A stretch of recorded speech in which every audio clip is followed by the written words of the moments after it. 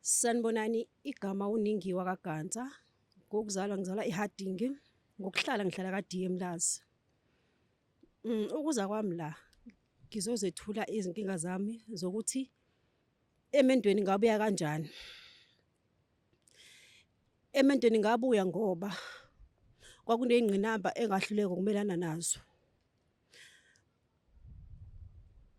Lapho umkhwenyana wami bengithandana naye ebengishade naye ubesengenzela iy'nkinga, kodwa-ke ngeke sakubeka okubi ngasonke isikhathi nokuhle kuba khona. Ukuqala kwami ukuthandana naye uMr, sabona naye ngo-2015, sashada ngo-2018. Kwaba kuhle emshadweni, yebo ngiyavuma, kwakukuhle impela. Khona lawa kwangijabulisa khona sihamba siya e-mall, emva kokuthi sishadile wangikhipha ngise-gateway. Wafika wangibamba ngesandla athi, nkosikazi wami ngiyakuthanda. Ngathi mina, hayi baba ngiyabonga. Eyi, wangibuya emehlweni nami ngambuka. Ngabona ukuthi hayi lo muntu shuthi sophelelana kanti angibuzanga elangeni. Yebo ekhaya ngaphuma ngiyaliwe, izalo zabazali ngakwazi ukuzisebenzisa mina ekhaya. Ngokuthini na ekhaya mawuphuma uyoshada kuba neziyalo zabantu abadala abankunika zona.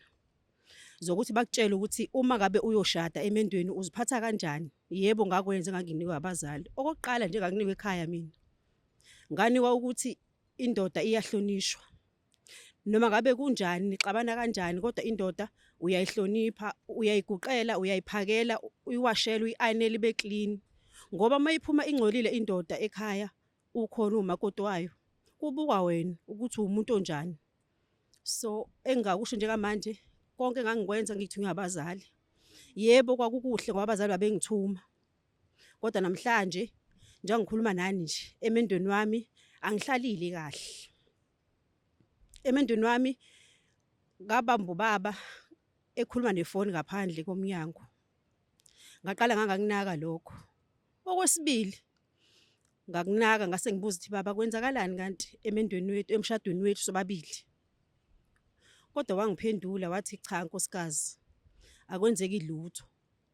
Ngase ngithi okay baba ngiyavuma ukuthi akwenzeki lutho, kodwa ikhonto engiyibonayo. Ngale ngathi ngikubuka baba ngiyabona ukuthi ukhona umuntu esifazane okhuluma naye. Ayi waphika ubaba. Kwagcina wathi ngelinye ilanga wathi uca ngim-ayinele wahamba emsebenzini. Ngahamba ngamlandela. Akaze ngithi ngangimlandela kanti uyobhuka ehhotela. Mangingena ehhotela abhukhe kulona, ngakhuluma nosisithizeni owayekhona lapho. Ngambuza ngathi akekho yini baba ungenela la ehhotela okanje nakanje. Waseyasho nosisi ukuthi hayi ukhona ubaba ongenile la ehamba nomuntu wesifazane ogqoka uniform yasendaweni ethile kanje kanje kanje. Yo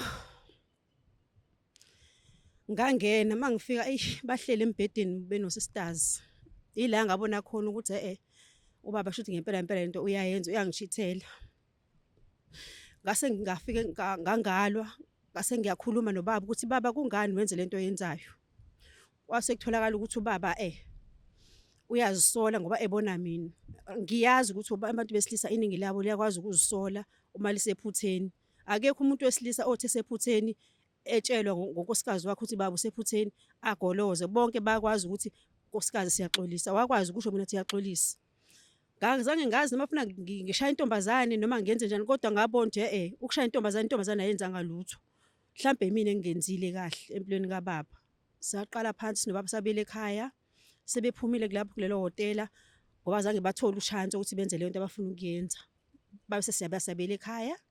Sayilungisa indaba nobaba, yalunga ukuthi hayi ngeke asangichithela, lento abeyenza bekuyiphutha, uyaxolisa. Ngamxolela waphela ubaba engane zami. Kanti yena uthi lala Lazarus. Ngisazophinde ngiqale phansi lento ebengiyenza. Okay, la esekusuke khona ke manje uthuthuva selisuka ngempela ke lapho ke ila ngabona khona ukuthi ukuhlala kwami naye akusekho right. Ngoba bekangishiya endlini ke manje. Sengigcwalisela ngeqiniso lakhe lonke lokuthi shuthi akasangidingi la ekhaya. Wahamba wathi kamngani wakhe kanti akaye kamngani wakhe. Nami sengikhathethi ngilo ngimlandela futhi nokulandela umuntu wesilisa emdala akubi kahle lokho.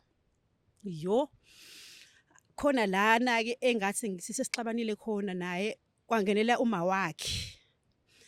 Mangingenela uma wakhe wathini wathi mina njoba ngizela ekhaya ngazogana angizile ukuzohlukumeza indodana yakhe.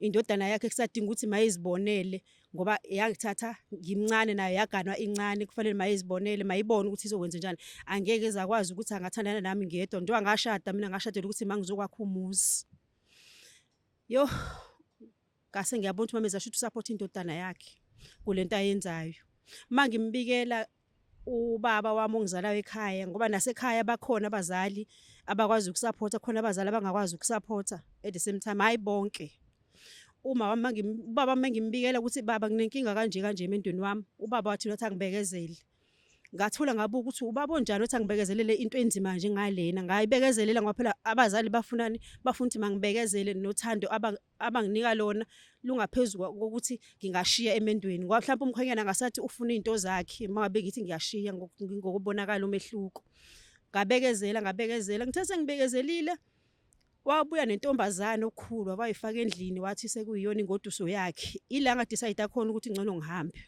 kwasho ukuthi mina ngisonto yalutho la ekhaya ukuhamba kwami ke umamezala nayo evele nomthelela wayengekho right umamezala kangangokuba umamezala wangitshela ukuthi vele mina into engangizele la ekhaya ngangizela ukuzodlala ngendodana yakhe ngizoyixhutha imali kanti ayikho njengoba eyisho umamezala lento mina ngangizokwakha umuzi ngangezile ukuzobhidliza yebo mina ekhaya njengishilo ngathi eqaleni ekhaya ngafundiswa ukuthi indoda iyahlonishwa indoda iyaguqela indoda iyaphekela indoda iyawashelwa futhi indoda mengabe ithi ngo5 mama wekhaya ngicela ungivuse bokwazi ukumvusa ungathi mawuvusa umuntu wesilisa uthi baba sibambane ngo5 umvuse nje kahle njengoba umuntu wakho omthandayo so angisho ukuthi kubantu besifazane abafuna ukushada abangashadi umshado ukhona udinga wena uye sowuvele sowazi ukuthi vele la ngiyoshada khona ngizofike ngibaphathe kanjani abantu bakhona esikhathini samanje futhi mawushada iya ngokuthi uyokwakha ungayi ukuthi uyobhidliza uma ufika umuzi wakho ubhidlikile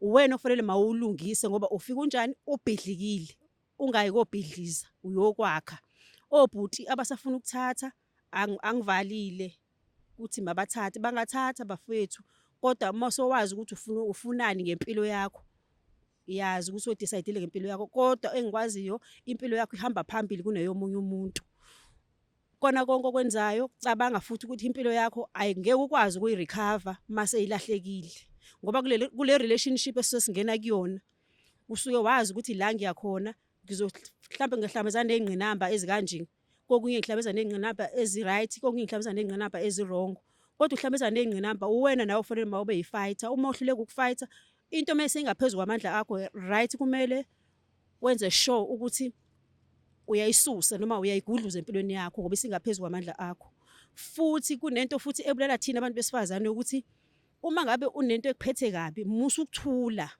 kunabantu la abathula mebehlukumezekile mina ngithe nje angibe honest ngizosho la phambi kwenu ukuthi angikho right emendweni wami nje ukuchitheka eqobo lokuchitheka awukho right so bekiloko ngithula ingidla lento kodwa manje ngokuthi sengifikile la kule ndawo ngikuyona ngizoba right ngiyathembisa ukuthi ngizoba right ngoba ngiyazi ukuthi into masoyikhulumile soyibhodlile iyakwenza ukuthi ube right ungagcini into ebhlungu ngoba abantu bathatha isinqumo sokuzibulala umuntu akhohle ukuthi lento eyenzakalayo akusikona uqala kwempilo futhi akusikona ugcina kwempilo impilo iyaqhubeka futhi uma ngabe into yakho ikuphethe kabi khuluma nabantu abasemaceleni bakwazi ukukusiza ungazithathe i-decision wrong ngizomcela ukuthi ngidlulise lokho nje kunina ngiyabonga.